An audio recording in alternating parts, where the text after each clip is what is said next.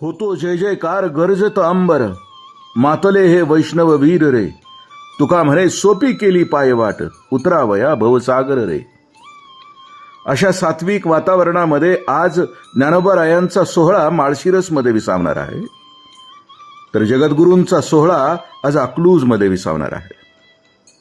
ध्यास हा जीवाला पंढरीसी जाऊ, रखमा देवी वरू डोळे भरून पाहू. हा ध्यास मनी धरून आम्ही पंढरीची वाट चालत आहोत.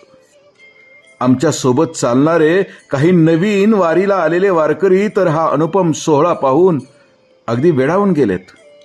आणि खरं आहे, परमार्थामध्ये वेड व्हावं लागतं. म्हणून तर मुक्ताबाई म्हणतात, वेडी झालो वेडी झालो, वेडी यांच्या गावी आलो. आम्हा पुसू नका काही, आम्ही माणसात नाही. मुक्ताबाई झाली वेडी, पदर प्रपंचाचा फाडी. मुक्ताईचं सांगणं विलक्षण आहे. तिच्या सांगण्यातील विलक्षण भावामुळेच ताटीचं दार लावून बसलेल्या आमच्या ज्ञानदादांच्या डोळ्यातील पाणी शांत झालं आणि ज्ञानदादांनी ताटीचं लावलेलं दार उघडलं.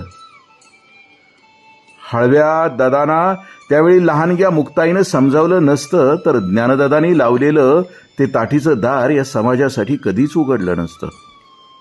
केवढा मोठा उपकार. जिला लहान वयात मुक्ताबाई म्हणजेच बाई म्हणून संबोधलं जातं आणि अविवाहित असतानाही मुक्ताई म्हणजे आई म्हणून संबोधलं जातं. वारकरी संप्रदाय सर्वांना सामावून घेतो आणि यामधील स्त्री संतांचे योगदान तर सर्वश्रुत आहे. मुळात संत शब्दाची निर्मितीच मुक्ताईने केली आहे. ताटीच्या अभंगामध्ये जग वन्य असेल तर संतांनी पाणी व्हावं असा उपदेश मुक्ताई करतात.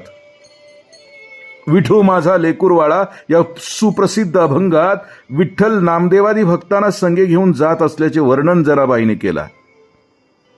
हे भक्त विठ्ठलाच्या खांद्यावर, कडेवर हात धरून, बोट धरून किंवा त्याला लगटून चाललेले आहेत.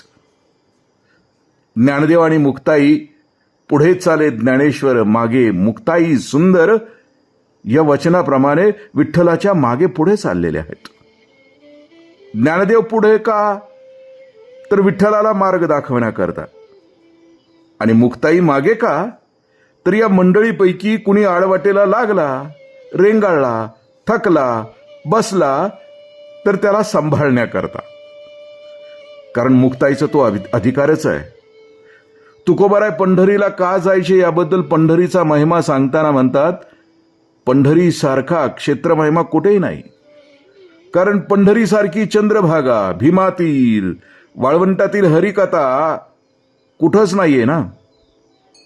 आमच्यासारख्या अनाथांना जे प्रेमापासून वंचित आहेत त्यांना प्रेमसुखाचा आनंद लुटायचा असेल तर हरिदासांच्या संगतीशिवाय निरपेक्ष प्रेमाचा अनुभव कुठे मिळणार. म्हणून देवाने पंढरीची निर्मिती करून आमच्यावर उपकार केले आहेत.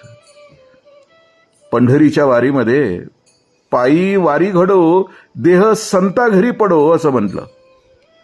आणि याच हेतूने वाट चालणाऱ्या स्त्रियांची संख्या सुद्धा लक्षणीय आहे. यातील अनेक जणी निरक्षर आहेत, पण त्यांच्या चेहऱ्यावरचा भक्तिभाव एवढा दिव्य असतो की त्यांच्या मुखातून बाहेर पडणाऱ्या ओव्या, अभंग, वारीचा रस त्या वाढवीत चालत असतात.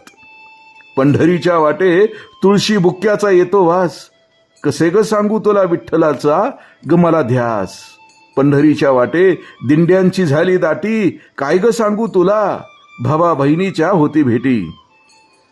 ज्यांच्या घरातच पंढरीची वारी आहे अशातील बहीण भाऊ वेगवेगळ्या गावातून आपापल्या दिंडीतून निघतात. एका दिंडीत भाऊ तर दुसऱ्या दिंडीत बहीण, आणि अशांच्या जीवाभावाच्या भेटी या वारीच्या वाटेवरच होत असतात. किंवा अनेक आया बहिणींना भाऊ नाहीत अशांना जमलेले हे सर्व वारकरी स्त्री पुरुष भावा बहिणींचे नाते जपत वाटचाल करतात. या 18 दिवसाच्या वाटचालीत कुठेही स्त्रीची मानहानी होत नाही, अवहेलना होत नाही. वारीच्या या उत्तरार्धामध्ये विठ्ठलाचा रंग सर्वांच्या अंगावर आता चढतो आहे. विठ्ठलाशी तनामनाने सर्व स्त्री पुरुष वारकरी एकरूप होत आहेत आणि विसाव्याच्या ठिकाणी या आया बहिणी कडा कडा बोटे मोडून विठ्ठोबाची दृष्टी काढत आहेत. लिंबलोन उतरुणी आता ओवाळीन काया, कोणाची झाली दृष्ट माझ्या पंढरी राया. जना सखू काढी दृष्ट भक्तीचे ते मोहऱ्या मीठ, प्रपंचाचा आला वीट लागते पाया. कोणाची झाली दृष्ट माझ्या पंढरी राया.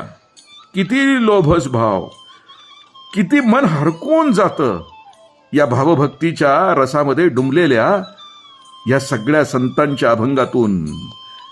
आणि हा पोहा चालला आहे पंढरीच्या दिशेनं. वाटदावी त्याच्या पुण्यानाही पार होती उपकार अगणित. राम कृष्ण